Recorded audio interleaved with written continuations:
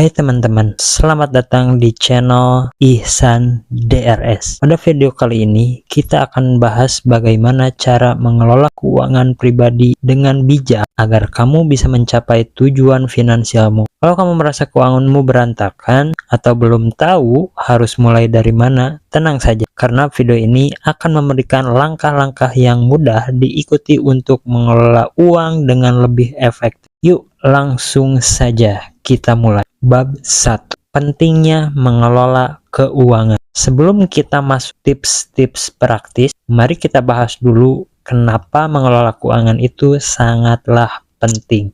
Banyak orang yang merasa keuangan mereka tidak terkendali karena tidak punya rencana yang jelas. Padahal dengan pengelolaan yang baik, kamu bisa punya dana darurat, investasi untuk masa depan, bahkan merencanakan liburan impian, tentunya tanpa harus terjebak dalam hutang. Jadi, langkah pertama yang harus kamu lakukan adalah memiliki rencana keuangan yang jelas.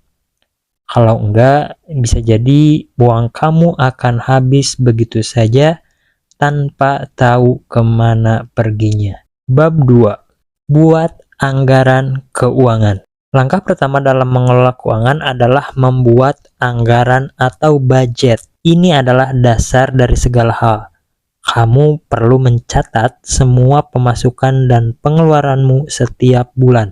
Dengan cara ini, kamu bisa tahu berapa uang yang masuk, berapa uang yang keluar, dan berapa yang tersisa untuk ditabung atau diinvestasikan. Untuk memudahkan, kamu bisa bagi pengeluaranmu dalam kategori-kategori seperti kebutuhan pokok, hiburan, investasi, dan tabungan. Jangan lupa untuk selalu menyisihkan 20-30% dari penghasilanmu untuk tabungan atau investasi. Bab 3. Mengatur pengeluaran.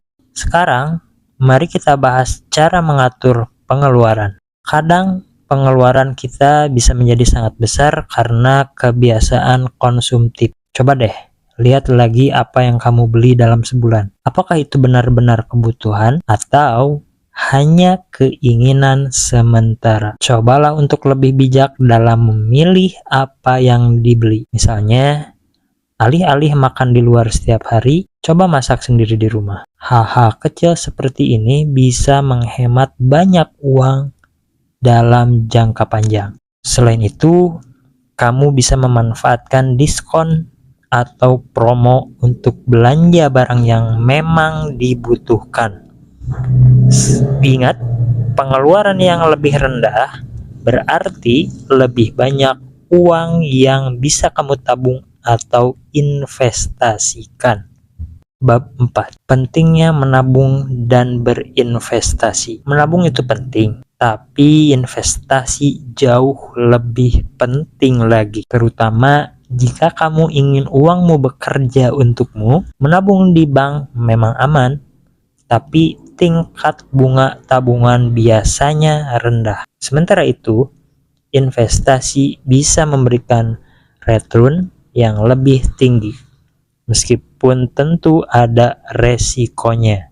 Nah, kamu bisa mulai investasi dengan cara yang sederhana seperti membeli reksadana, saham, atau bahkan emas. Pilih investasi yang sesuai dengan profil resiko kamu. Kalau kamu pemula, cobalah mulai dari yang paling aman, yaitu reksadana. Ingat, semakin cepat kamu mulai berinvestasi, semakin besar potensi keuntungan yang bisa kamu raih di masa depan.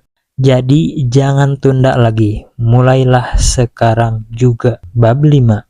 Mengelola utang. Hutang bisa menjadi masalah besar kalau tidak dikelola dengan baik. Jika kamu punya hutang, langkah pertama yang harus dilakukan adalah membuat rencana untuk melunasinya. Fokus untuk melunasi utang dengan bunga tinggi terlebih dahulu, seperti kartu kredit, karena bunga yang dikenakan bisa sangat memberatkan. Satu hal yang perlu kamu ingat, jangan menambah hutang baru saat masih punya hutang yang belum lunas. Kalau perlu, buatlah prioritas pengeluaran dan usahakan untuk hidup di bawah kemampuan finansialmu agar hutang tidak menumpuk.